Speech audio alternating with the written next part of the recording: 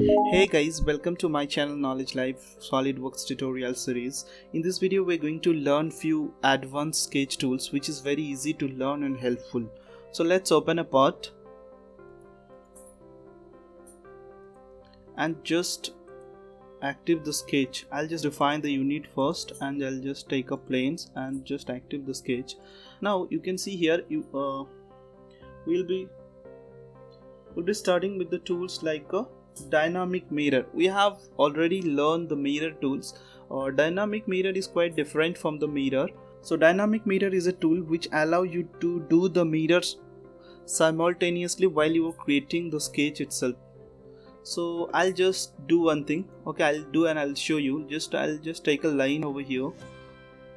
So I have taken here this line as a line of symmetricity. So where you will be getting the dynamic mirror tools. For that you need to go to the tools, sketch tools. Under the sketch tools you will be having here dynamic mirror. So click on this dynamic mirror and after that you have to select the line of symmetricity. Now you can see here this two symbols indicating that your dynamic mirror is active right now. So I'll just create something and you can see here it will create automatically the mirror. Look at here, and in the same way whatever you will create it will allow to make the dynamic mirror as well easily. Just do remember that it will never allow you to create the dynamic mirror with the pre-existing sketch, means which is already there. So guys, hope you have understood. Now we'll be moving for other tools called Jog Lines. Jog line is a tool used to create a jog sketch line in the 2D or 3D sketch. Don't worry, we didn't deal with the 3D sketch still. I'll make separate video on 3D sketch. So we'll be dealing with the 2D sketch right now. Just delete everything. Now we'll be going for the jog lines. So I'll just take an example, like I have something like this. Let it be like this. I will apply the jog line what it is. This line is not vertical, so I'll just make it vertical. Okay, it's vertical. Let's go with this. Okay, now I will show you the jog line. So I'll be getting the jog line. Go to the tools, sketch tools, and under the sketch tools you will be having the options here, jog lines. Now you can see here easily. Just click over here and now you can create the jog lines easily. You can understand here why I have taken the example like this. You can easily design a cylinder by using this jog lines, and later you can give the dimensions, as you know that this is parametric software. So guys, hope you have understood the jog line command. Now I'll be moving for one more new command that is called segment. So let's remove everything.